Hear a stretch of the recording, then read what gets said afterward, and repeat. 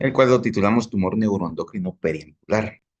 Cabe mencionar que, a manera de introducción, estos tumores son infrecuentes y especialmente vamos a diferenciar acá dos entidades, tanto el tumor como el carcinoma, que vamos a ir desarrollando el tema conforme pasemos la presentación. Bueno, como datos generales, es una paciente femenina de 62 años, la cual no refería ningún antecedente médico de importancia y al igual ningún antecedente oncológico al entrevistarla. Esta paciente ya fue referida a nuestro instituto con estudios. Sin embargo, su motivo de consulta fue referida por un tumor en ampolla de Vater de más o menos 4 meses de evolución, en el cual la historia de la enfermedad actual, la paciente había referido dolor abdominal asociado a ictericia. Cabe mencionar que esta ictericia que refería a la paciente había sido presentaciones de ictericia intermitente, según lo que ella nos comentaba. Esta paciente consulta con médico particular, quien solicita estudios de extensión mediante endoscopía, también le solicitó ultrasonido y tomografía, donde en los estudios de extensión, aquí acá no tengo las imágenes, sí voy a presentar el ERCP, reportaban que tenía dilatación de la vía biliar extrahepática e intrahepática. Era lo único que habían reportado tanto en tomografía como en ultrasonido, por lo cual en su momento sospecharon que la paciente cursaba con algún cuadro de coledocolitiasis, por lo cual extrainstitucionalmente enviaron a un ERCP, en donde evidenciaron una lesión en ampolla de Vater, por lo cual nos la refieren debido a que esta paciente ya se le había hecho una biopsia y diagnóstico oncológico.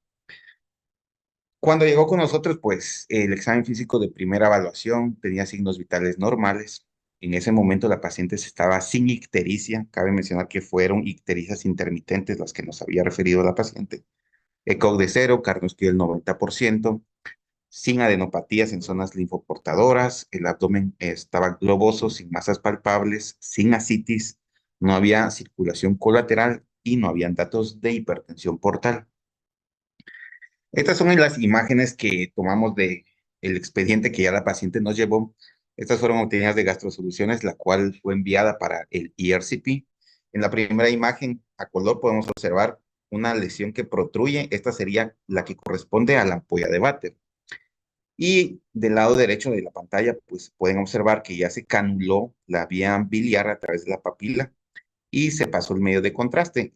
Puede observarse tanto la región del colédoco intrapancreático, supraduodenal y retroduodenal, e incluso la parte intrahepática con dilatación. En ese momento reportaban un colédoco de 2.5 centímetros. A esta paciente le realizaron una esfinterotomía o papilotomía, en el cual en la primera imagen podemos observar salida de bilis espesa y alrededor de esta bilis podemos observar una lesión exofítica que ocupa prácticamente toda la región del, del esfínter de Oddi. A esta lesión se le tomó la biopsia y a la paciente se realizó una esfinterotomía y colocación de un stent.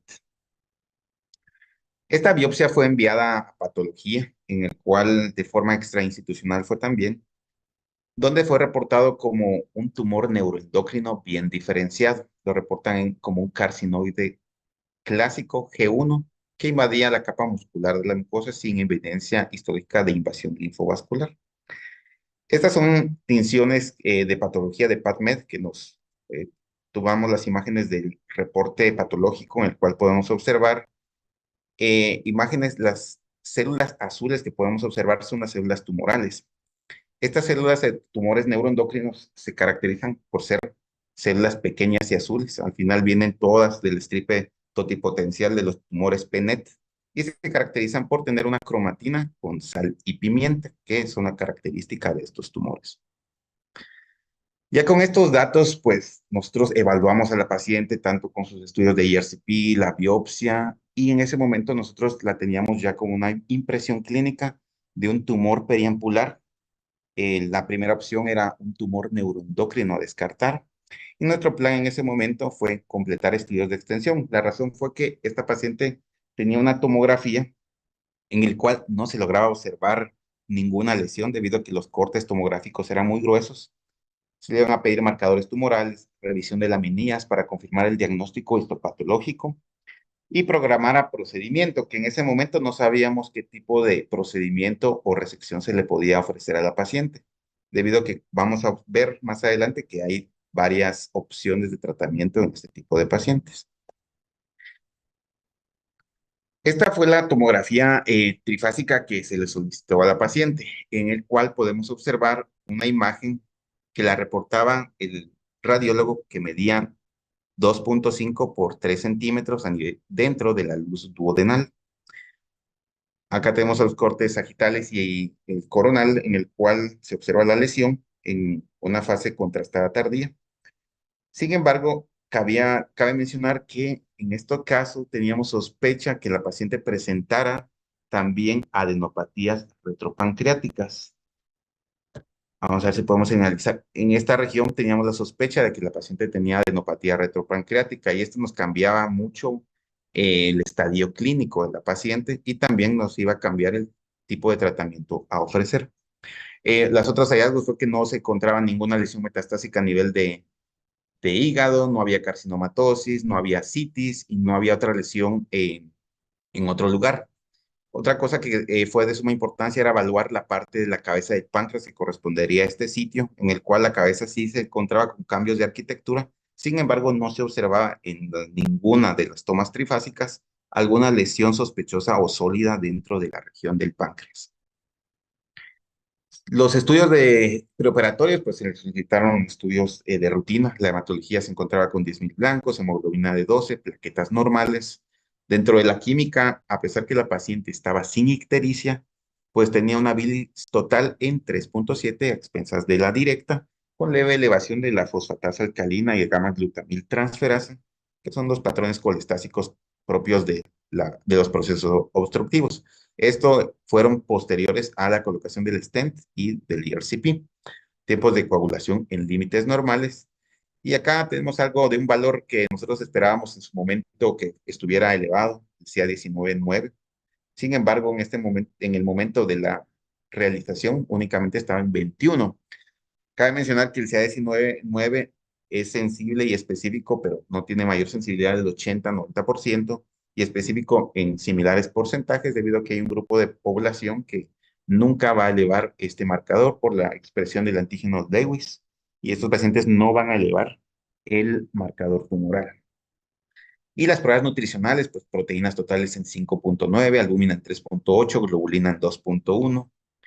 A esta paciente se le solicitó la revisión de laminillas debido a que estos tumores neuroendocrinos pueden confundirse con otras células porque hay células pequeñas y redondas, pues no nos dicen, no nos da mayor información y es obligatorio realizar la inmunohistoquímica.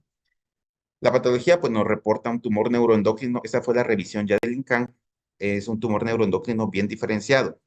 Algo importante que vamos a tomar es que tenía menos de 2 mitosis por milímetro cuadrado y que el tumor invade su mucosa. Cuando preguntamos a patología, realmente esta es la foto micrográfica. En esta toma de biopsia únicamente teníamos su mucosa, no teníamos capa muscular, pero la submucosa ya estaba invadida. Entonces sí pensamos en ese momento que era un tumor infiltrativo a esta región de muscular. Y la inmunohistoquímica que se le solicitó, pues en tumores neuroendocrinos son tres principales, que son las citoqueratinas, la sinaptofisina y cromogranina. Estos tres fueron positivos en la inmunohistoquímica y el otro valor que nos sirve mucho para la clasificación de estos tumores, aparte de la mitosis, es el CAI, que en este reporte fue del 1%. Estas son fotos micrográficas de la inmunohistoquímica, en el cual tenemos. Recordemos que la inmunohistoquímica es una reacción antígeno-anticuerpo. Cuando es una reacción positiva, las células se tiñen de un color marrón o pardo. Acá está positivo para citoqueratinas AE1, AE3, al igual que está positivo para sinaptofisina y positivo para cromogranina. Con estos tres datos, pues ya tenemos el diagnóstico inmunohistoquímico de un tumor neuroendocrino y el CAI del 1%, lo cual nos va a dar un tumor neuroendocrino de bajo grado. Como vamos a ver más adelante, lo podemos clasificar de alto, intermedio y alto grado de acuerdo al número de mitosis y al porcentaje del CAI 67. Ya con todos estos datos de la tomografía, donde observamos que existía una lesión de mayor de 2 centímetros, que es un parámetro importante en tomar a consideración, invasión de y Una sospecha. pregunta, doctor. Dígame, doctor. Una pregunta. ¿Qué hubiera pasado si esos resultados hubieran sido negativos, los de la inmunohistoquímica? ¿En qué aspecto? ¿Cuál, doctor? En las... Ah, bueno. En las tres. Al hacer la Ajá. inmunohistoquímica, el patólogo le dice son negativas. Entonces, ¿usted en qué hubiera pensado? Bueno, realmente la inmunohistoquímica nos hace descartar otro tipo de lesiones. Poco frecuentes también, sí. Sin embargo, por ejemplo, a esta paciente se le corrió que no deje acá el S100, el S100 es un marcador tanto para melanoma como otros tipos de neoplasias de tipo de adenocarcinoma. Entonces, podríamos pensar en algún otro tipo, principalmente adenocarcinoma. Pero en estos casos que fueron positivos, pues no había duda que fuera un neuroendocrino. Y por eso, la pregunta va chanfleada. ¿Qué hubiera pasado si en qué otro diagnóstico diferencial hubiera pensado? Entonces sería la pregunta, pero me imagino que más adelante lo va a decir cuando haga la revisión. Ah, ok, doc. Porque, Sí, porque la verdad, adenocarcinoma no va ahí por el tipo de células. Usted lo dijo, células redondas y y azules. El azules. Ajá. adenocarcinoma no tiene esa característica. No, doctor. El linfoma Bueno, sí puede ser otra opción. De hecho, el linfoma sí correcto. podemos pensar en el S100. Linfoma es una, melanoma es otra. ¿Algún Sí, otro doctor. R3 ahí? ¿Otro R3 de cirugía? Diagnóstico diferencial de células redondas y azules.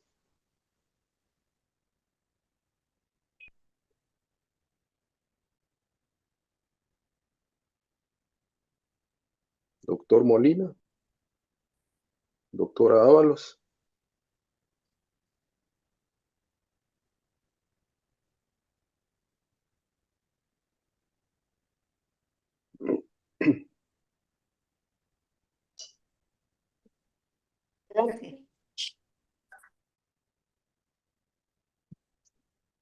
Esto me indica que no están conectados.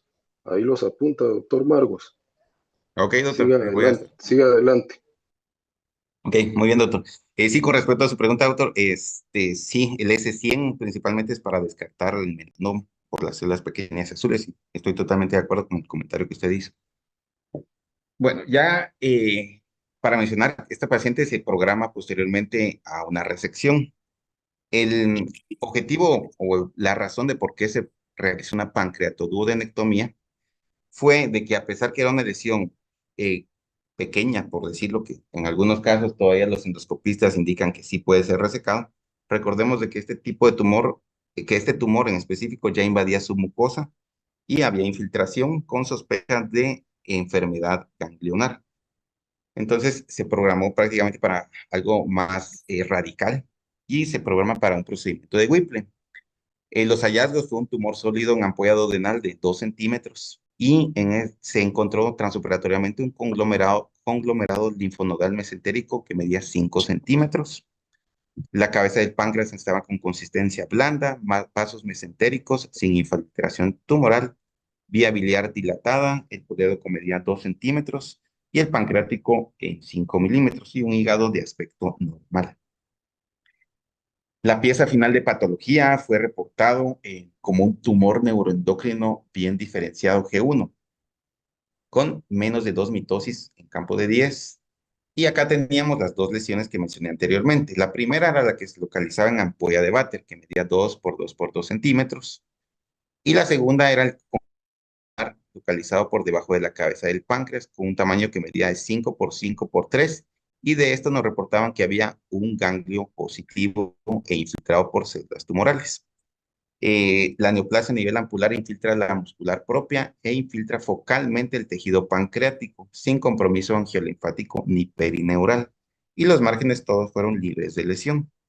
Por lo cual en este caso se clasificó un tumor periampular T3 debido a que había ya infiltración focalmente del tejido pancreático. Esta fue la razón por la que la clasificamos T3.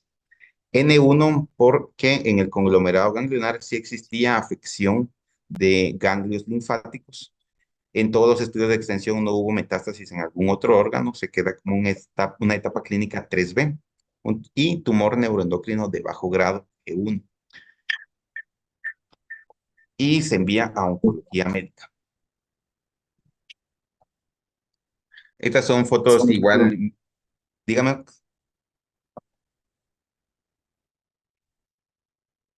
Bueno, voy a continuar. Estas son fotos igual de los márgenes quirúrgicos. Acá podemos ver la ampolla de Vater, igual como les mencioné anteriormente, son las pequeñas y azules, con formación de listones. Esta es la región tumoral. Y este es el conglomerado donde podemos ver, esto sería la región completa correspondiente al ganglio linfático, en el cual tenemos el mismo patrón celular que a nivel de la ampolla de Vater, células pequeñas y azules con infiltración del ganglio linfático, por lo cual se categorizó como un N1. Los márgenes todos fueron negativos, tanto como el margen duodenal, margen pancreático y el margen de duodeno periampular. En el seguimiento, pues posterior al procedimiento quirúrgico, en este caso se le hizo consulta a radioterapia, en el cual queríamos ver la opinión que ellos tenían. Ellos nos referían que por el tipo de tumor, márgenes negativos, que era un neuroendocrino de bajo grado, con índice KI muy bajo, este paciente no se beneficiaba de radioterapia adyuvante. Igualmente se envió a oncología médica, en los cuales tampoco quisieron darle ningún tipo de tratamiento y lo han mantenido con vigilancia desde julio de 2021. Y actualmente se encuentra con tomografías, el primer año fueron semestrales y actualmente están con tomografías anuales, en las cuales no se evidencia actividad tumoral o algún tipo de lesión. Esta es la última tomografía que fue del mes de septiembre, ahorita se los voy a poner 2024, en el cual podemos observar que no existe ninguna lesión metastásica a nivel hepático, no hay adenopatías retroperitoneales, tampoco existe ascitis y clínicamente la paciente ha tenido una buena evolución.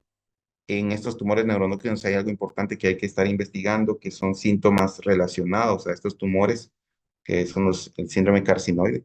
Pero en esta paciente pensamos que es un no funcional debido a que nunca presentó ningún síntoma del síndrome carcinoide. Entonces, correspondiente al caso clínico, pues era lo que tenía para traerles. También tengo una pequeña revisión bibliográfica. No sé si tienen algunos comentarios respecto al caso clínico.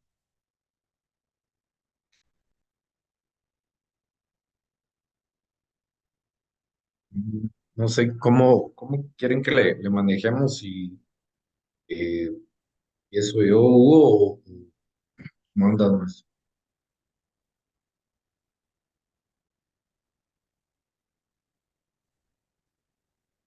Pues adelante, doctor Ishkayao. Sí. Ok, con mucho gusto. Me parece. Bueno, Ok. Bueno, tenía una pequeña revisión bibliográfica de tumores neuroendocrinos. Realmente estos tumores son categorizados como tumores raros y existen asociaciones de tumores neuroendocrinos por la rareza de estos casos. Hay un poco de información sobre el manejo. Sin embargo, hay nuevas terapias en los tipos de carcinoma, pero en tumores el manejo prácticamente se basa en tratamiento quirúrgico. Como definición, pues un tumor neuroendocrino es un tipo de cáncer que se origina dentro de las células neuroendocrinas, cuando estas presentan cambios anormales y se denominan bien diferenciados. En los casos de tumores neuroendocrinos son bien diferenciados. Recordemos que la strip histológica o la célula donde se forman estos tumores y estas se localizan en cualquier parte del tracto gastrointestinal. De hecho, embriológicamente los podemos clasificar como altos, medios y bajos de acuerdo a la formación histológica del intestino. Embriológicamente tenemos intestino anterior, medio y posterior y podemos categorizarlo también según la localización de donde se estén formando. Sin embargo, la otra entidad es el carcinoma neuroendocrino. Aquí estamos hablando ya de otra lesión que sí va a requerir otro tipo de tratamiento y seguimiento, pero el origen va siendo el mismo, células enterocromafines. Y la diferencia entre los tumores y carcinoma es de que los tumores son bien diferenciados, mientras que el carcinoma es un poco diferenciado. Y estos ya van a tener otras características como los síndromes carcinoides y formación de tumores funcionales. Los tumores neuroendocrinos, pues es un grupo muy infrecuente, se puede originar en cualquier órgano. 2% del global de los tumores, que corresponden al 0,4 a tracto gastrointestinal, con una incidencia de 2,5 por 100.000 habitantes. Y la localización en gastrointestinal, el porcentaje más alto es a nivel de intestino delgado, un 30%, donde principalmente se encuentran en el ilion, y en el duodeno únicamente en el 3%. Otros sitios frecuentes a nivel rectal, luego el colónico, páncreas y apéndice también. La presentación clínica, pues, es muy variada. Estos tumores neuroendocrinos se pueden presentar en muchas regiones. Por ejemplo, a nivel de tiroides se puede presentar como un cáncer de tiroides medular con aumento de la calcitonina. A nivel de pulmón va a dar el carcinoide broncopulmonar. Estos pueden ser no funcionales y funcionales, en el cual si es funcional va a producir serotonina y va a producir acá los famosos síndromes carcinoides.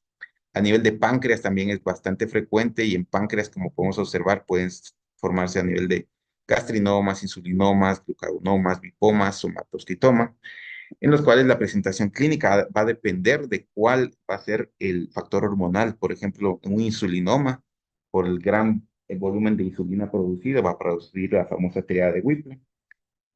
A nivel adrenal, feocromocitomas en forma de paragangliomas, el cual va a liberar catecolaminas y metanefrinas. Y lo que estamos viendo actualmente, que es en el intestino, los carcinoides, que también principalmente su producción son de serotonina, cuando son tumores funcionales. Eh, entonces, realmente podemos diferenciarlos en un gran grupo y se pueden diferenciar en funcionales y no funcionales. Los casos funcionales van a producir algo que se denomina síndrome carcinoide, que hay presentaciones típicas y atípicas. Este síndrome carcinoide pues va a dar sintomatología en muchas regiones, por ejemplo, corazón, hígado, gastrointestinal, piel, respiratorio. Y prácticamente esto se basa debido a que la producción tumoral de algunas hormonas van a producir cambios en el corazón, por ejemplo, fibrosis, en hígado, hepatomegalia, gastrointestinal, diarrea, por los mismos efectos de las hormonas producidas de parte del tumor. Sin embargo, lo más frecuente que presenten en sintomatología es rubor, diarrea, lesiones cardíacas, dolor abdominal, telangiectasias, edemas y mucho menos frecuentes en otros síntomas. Dentro del diagnóstico, bueno, normalmente se deberían pedir siempre sus estudios de laboratorio de hematología. Algo que mencionan actualmente es que hay un estudio que se denomina cromogranina A sérica. Acá yo estuve averiguando, no tenemos, apenas en el instituto no hay cromogranina A, y es para tumores funcionales y determinar qué tanta cantidad puede haber de serotonina a nivel sanguíneo. Y también hay que considerar pruebas genéticas, por ejemplo, la neoplasia endocrina múltiple y von Hippel-Lindau, ya que estas lesiones pueden estar asociadas a varias lesiones tumorales. Por ejemplo, en MEN1 está asociado a MEN1A, MEN1B u otros tipos de lesiones en otros órganos que también hay que investigar. Los estudios diagnósticos se basan también de acuerdo a la región afectada. En el caso nuestro, que era gastrointestinal, pues había que pedirle estudios de tomografía. Lo ideal sería en este caso una endoscopía con ultrasonido endoscópico más biopsia, ya que la endoscopía sí nos puede estadificar adecuadamente. Sin embargo, en el caso de la paciente creo que se estadificó bastante bien con el estudio tomográfico debido a que sí se tenía la sospecha que tuviera un N1 y efectivamente tanto transoperatoriamente y la patología final nos demostró que sí existía compromiso ganglionar. Y otra forma de diagnóstico, pues acá es las imágenes con análogo de leucrotidio. Recordemos que tenemos el PET-CT o PET-scan. Sin embargo, estos PET-scan que se realizan en pacientes con tumores neuroendocrinos, principalmente en funcionales, es el famoso ocreoscan, en el cual se introduce el radiotrazador a partir del leucrotiide. Este es captado por las células neuroendocrinas y de esa forma se obtiene el diagnóstico de la localización o si tuviera alguna metástasis en otro lugar. Y en la patología, el grado de diferenciación es muy importante, la morfología y la inmunohistoquímica, donde nos basamos principalmente para diagnosticar la sinaptofilina cromogranina y para clasificar el KI67. Dentro de el TNM, pues las guías de la NCCN nos indican que el T1 son tumores que invaden mucosa o submucosa que son lesiones menores de 1 centímetro si son tumores duodenales, o menores o iguales a 1 centímetro confinados al esfínter de Oddi cuando son ampulares. Los T2 invaden ya la muscular propia, mayores de 1 centímetro cuando son duodenales, o invaden a través del esfínter duodenal submucosa o muscular propia en caso que sean ampulares. El T3, como el caso que tuvimos, fue un tumor que invade páncreas o tejido adiposo peripancreático, y en nuestro caso sí teníamos invasión peripancreática. T4, pues ya invasión visceral de peritoneo o de otro órgano. Y al hablar de los ganglios, pues N0 que no existe compromiso ganglionar y N1 que ya hay involucro de nodos linfáticos. El M se divide en M1A, donde solo está confinada la metástasis al hígado, el 1B, donde en el menos hay uno extrahepático, que puede ser pulmón, ovario, o algún nódulo que no sea locorregional, peritoneo o hueso. Y M1C, que tenga ambos, hepático y extrahepática metástasis. Algo importante en estos casos de los tumores es lo que había mencionado anteriormente, lo que nos reporta patología: el número de mitosis por campos y el Ki-67. Por ejemplo, en el caso de la paciente que mencionamos, era un bajo grado. Tenemos bajo, intermedio y alto. En nuestro caso era un bajo grado debido a que tenía, la clasificamos ahí con 2 mitosis por campo, pero el Ki era del 1%. Entonces nos basamos principalmente nosotros en el Ki para dejarlo como un bajo grado. Em, Respecto al tratamiento, pues los tumores de bajo grado son, en estos el tratamiento quirúrgico es la piedra angular de lo que hay que tomar. Sin embargo, también existen varias alternativas de tratamiento.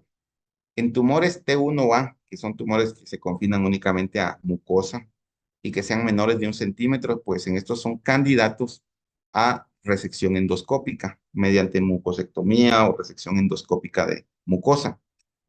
Sin embargo, existen en las lesiones que están como en el borde o limítrofes que mencionan ellos, porque las lesiones mayores de 2 centímetros se recomiendan que vaya a cirugía. Sin embargo, ¿qué hacemos con los pacientes que están entre 1 a 2 centímetros? Acá existe un limbo si se hace endoscópico o si se hace un procedimiento radical como una Whipple. Muchos han optado por tratamientos un poco más conservadores como ampulectomías, que también han tenido resultados adecuados. Y ya en casos más severos, un procedimiento de Whipple, ya cuando hay afección de, se tenga algún otro factor, por ejemplo, en nuestro caso, que teníamos ya a la paciente documentada con metástasis a ganglios. Dentro de la evaluación de las guías NCCN, pues en los tumores duodenales, que son, se recomienda realizar tomografía de abdomen, pélvico. Si es muy apropiado realizar el ocreoscan, en la endoscopía con ultrasonido endoscópico para estadificar bien a la paciente. También hay que estadificarla mediante tomografía de tórax, o en nuestro caso podemos solicitar rayos X para descartar que no existan también metástasis pulmonares. Y la evaluación bioquímica.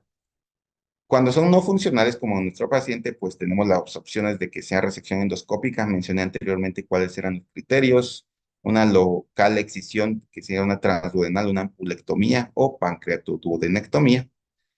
Y estos pacientes prácticamente después quedan con solamente vigilancia posteriormente al tratamiento, debido a que los no funcionales no van a requerir algún otro tipo de terapia. En el manejo de los bien diferenciados, pues está descrito bien que el único tratamiento es la resección quirúrgica.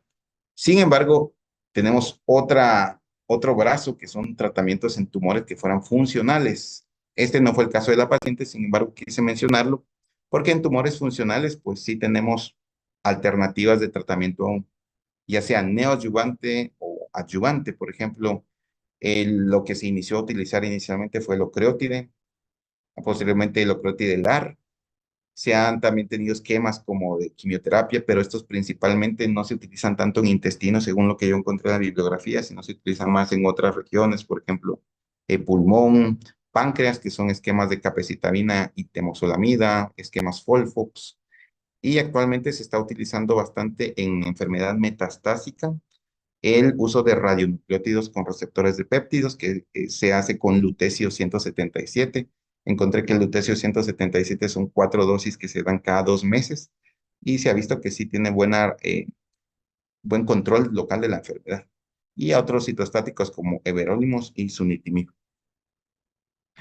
La supervivencia en tumores de bajo grado, donde nuestra paciente es muy variable debido a que se va a diferenciar si hay enfermedad regional o metastásica. En caso de enfermedad regional, pues tenemos una supervivencia de 10 a 20 años y enfermedad a distancia, pues varía desde 4 hasta 12 años.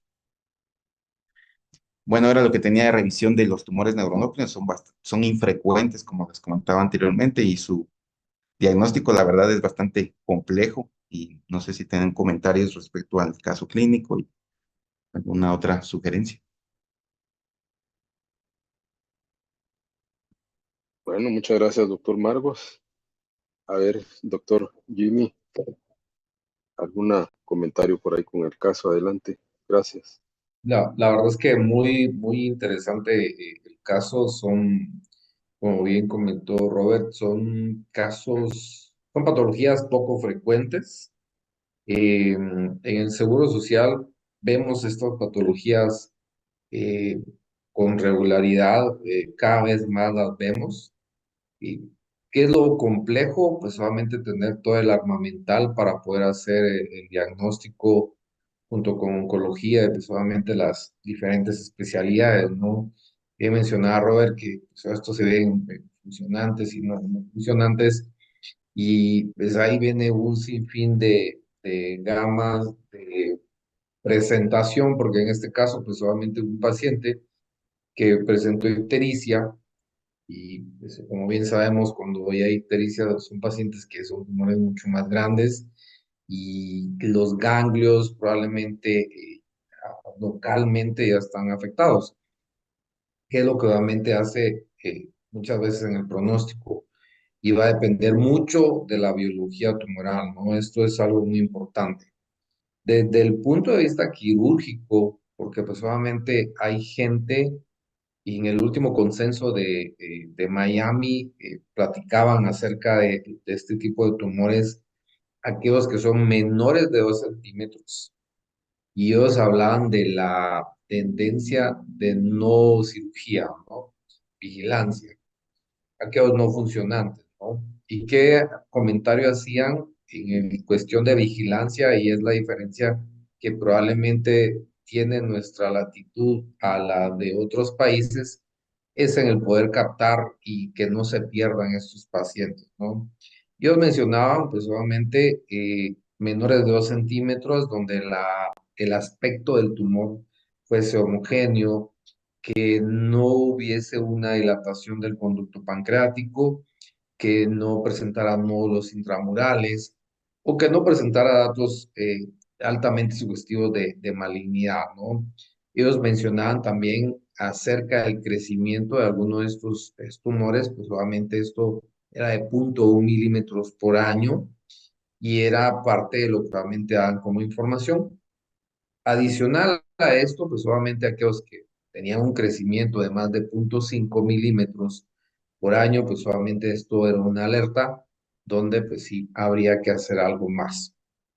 Ese enfoque pues obviamente lo mencionan, y enfocados a la técnica quirúrgica, porque pues obviamente Robert menciona las diferentes opciones. Va a depender de dónde se localicen, ¿no? Regularmente estos son o centrales o hacia la cola del páncreas, donde solamente las revisiones sistemáticas o el metaanálisis mencionan que es donde se observa más en el 50%. Y pues muchas veces lo que se hace es una pancreatectomía distal con o sin preservación de vaso.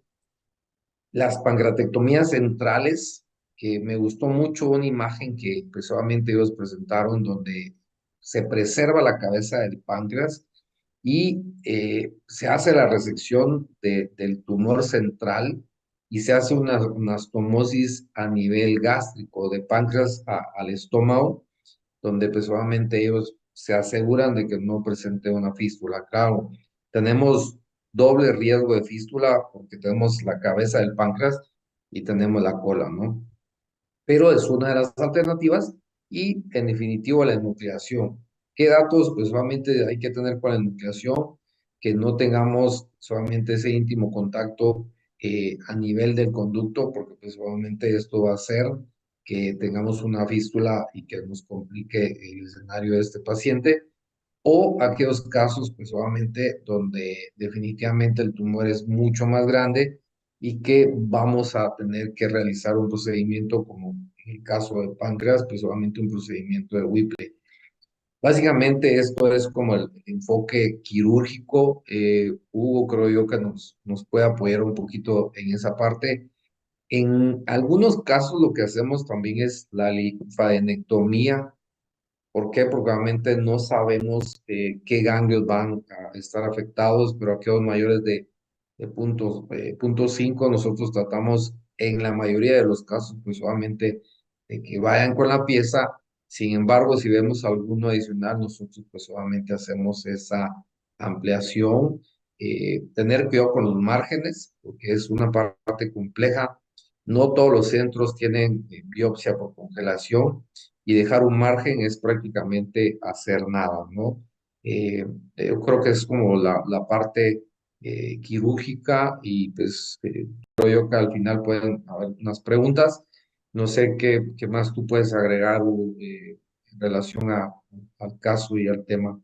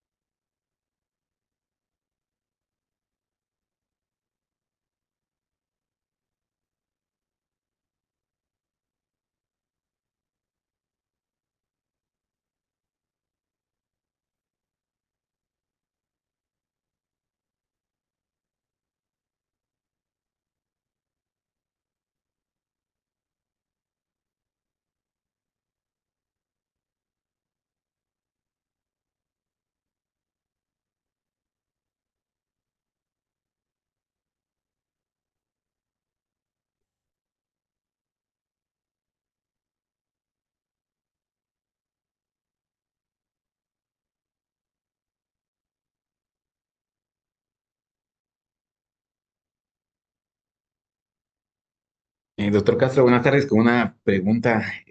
Yo estoy averiguando acá en Guatemala, no realizan estudios para ver funcionalidad. Por ejemplo, el Ocroscan lo mencionan como una alternativa para determinar si son funcionales o no, pero no sé si se va uno solo con la clínica o es necesario hacer algún otro estudio o cómo lo manejarían ustedes en este caso.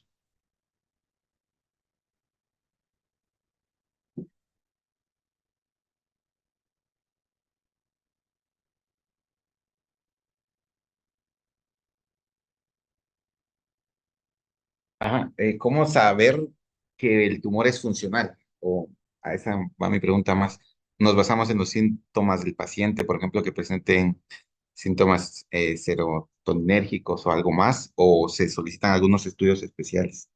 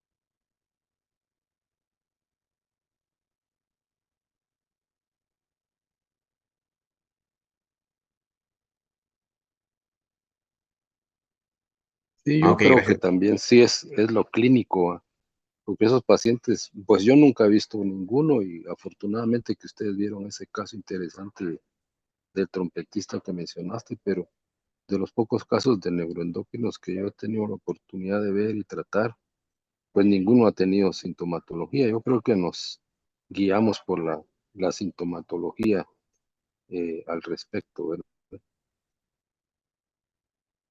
Sí, Ok, gracias. muchas veces son, como mencionan, ¿no? Los funcionantes a veces son por ahí algo incidental. Yo tuve hace poco un caso que fue para un Whipple y le hicieron, debutó ictericia, le hicieron una CEPRE. eh, el endoscopista, pues obviamente lo diagnosticó como un páncreas anular, porque así es como le había hecho el diagnóstico, y pues me lo refirió. La paciente, la verdad es que buena tolerancia, sí un poco de pérdida de peso, ictericia ya con un stent, con una tomografía trifásica, con una lesión en la cabeza del páncreas, ¿no?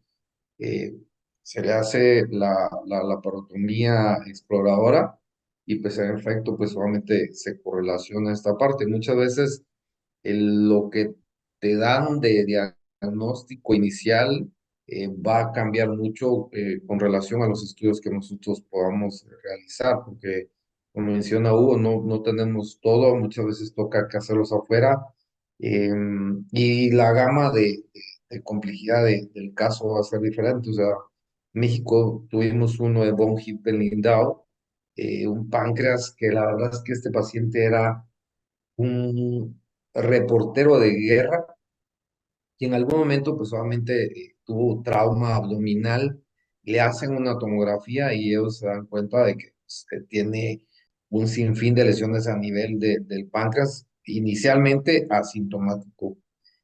Fue a cirugía ese paciente para una pancreatectomía total y lo raro del caso es que ese paciente empezó con un sangrado masivo, sangraba de todas partes, hacíamos hemostasia con tiempos de población previos.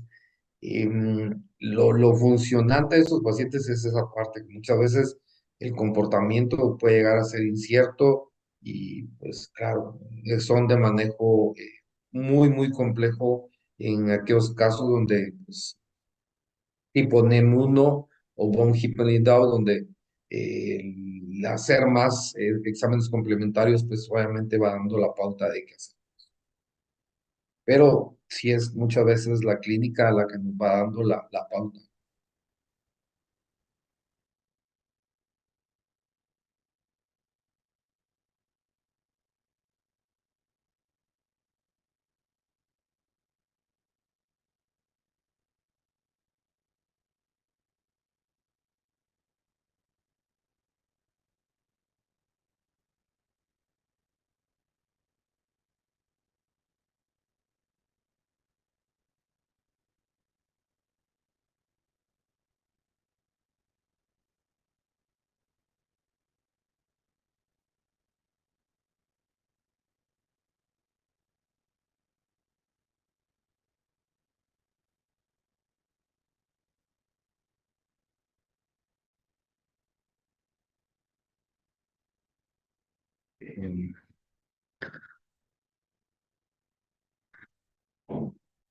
Eh, bueno, doctor, solo para tumor, ¿verdad, doctor? No carcinoma.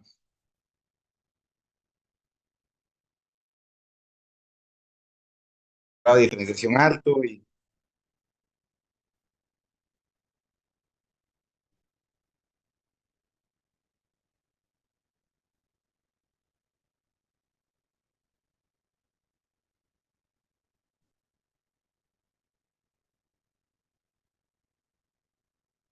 A ver, consideraría, doctor, que en este caso, bueno, si ya es un carcinoide.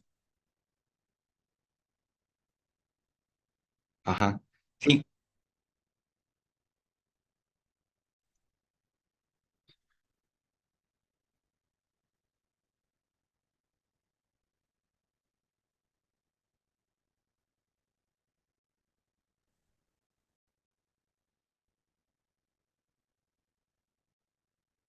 Vamos Buenas a ver, noches, doctores. doctor Molina o doctora Ábalos. Son R3 de cirugía.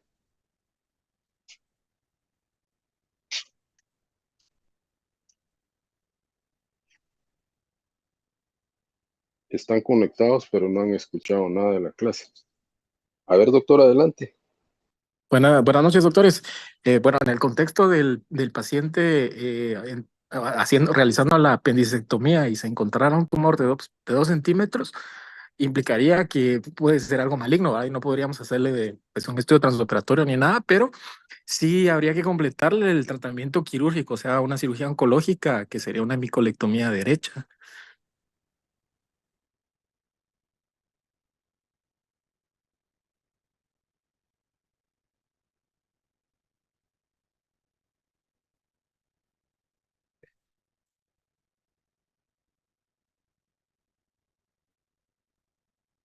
Va a depender del área afectada, ¿no, amigos? O sea, no.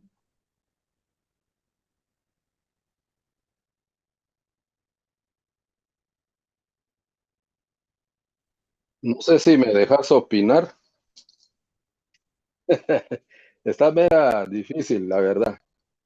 Yo creo que depende de la localización de donde esté el tumor, porque puede estar en la punta, en medio o en la base. Quizás yo tal vez lo hubiera dejado en observación si la lesión estuviera distal, pero si estuviera prácticamente en la base, a lo mejor la conducta sí sería un poco más agresivo haciendo la hemicolectomía. Ese sería el punto. Doctor, no sé si me deja ahí. Sí estuve revisando respecto a apéndice. En apéndice decían que tumores de menores de 1 centímetro únicamente iban a apendicectomía. Tumores menores perdón, de 1 a 2 centímetros que tuvieran márgenes negativos, igualmente quedaban en observación. Ahora, los mayores de 2 centímetros, ya sea un G1 o G2, sí era ver márgenes, si el margen estaba positivo o había sospecha de afección ganglionar, tenía que completarse con hemicolectomía, aunque sea de bajo grado.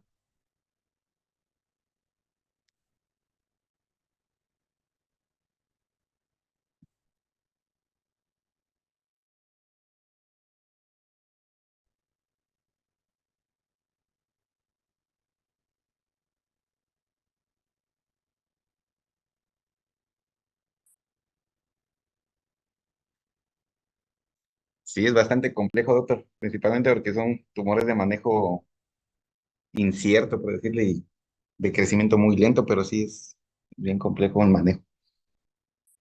Tal vez algo que pues, hay que agregar en este tipo de tumores a nivel de páncreas es asegurarnos que no haya en otro lado, ¿no? Que tengamos una lesión en la cola y que tenga en la cabeza del páncreas.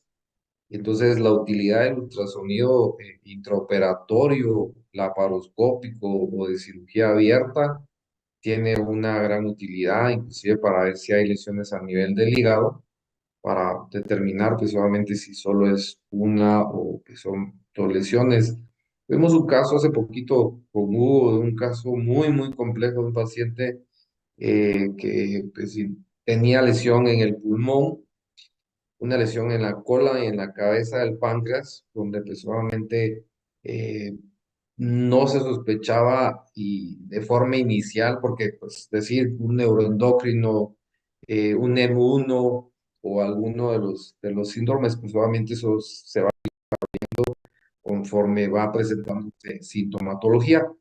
Entonces, inicialmente encontramos una lesión en la cola del páncreas, que es lo que nos marcaba la tomografía. Robert, pues conoce cómo ha sido la evolución del Seguro Social. No contábamos con el ultrasonido endoscópico, Ujú. únicamente con tomografías que a veces se mandaban a algunos proveedores no tan buenos. Y pues bueno, lesión en la cola del páncreas, ¿qué es lo que pasa? Transoperatoriamente nosotros palpamos una lesión, pues obviamente a nivel de la cabeza adicional de la cola del páncreas. Y ahí viene la pregunta, porque si tenemos una lesión en el pulmón y tenemos una lesión en la cabeza, una lesión en la cola del páncreas, pues lo que nuestra conducta inicial fue hacer diagnóstico, pensando en un paciente metastásico. ¿Cuál fue la sorpresa? Pues obviamente el reporte histopatológico pues solamente fue de un tumor neuroendocrino en el contexto de lesión de pulmón y pues solamente a nivel de cabeza.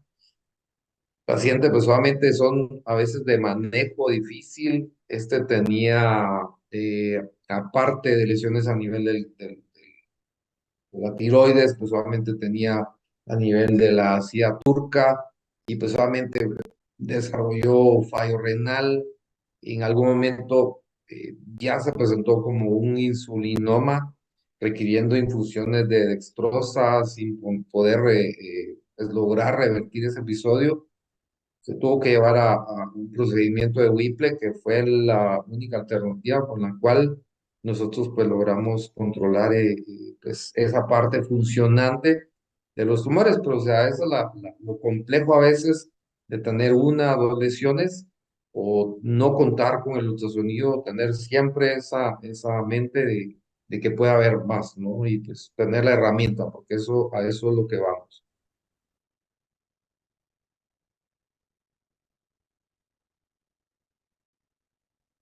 Gracias, doctor Ishmael. Tal vez otra cosa por agregar era sobre el estudio de imágenes, que para definir bien es, no se nos olvide que la tomografía trifásica es el método pues que nos ayuda bastante, ¿verdad? Una tomografía simple es muy difícil poder tomar alguna decisión.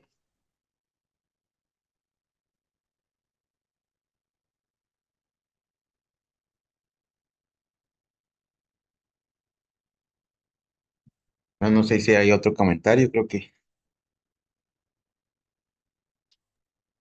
Hay preguntas de los residentes para que les podamos resolver, ya sea desde el punto de vista oncológico o lo quirúrgico, vaya a ir concluyendo.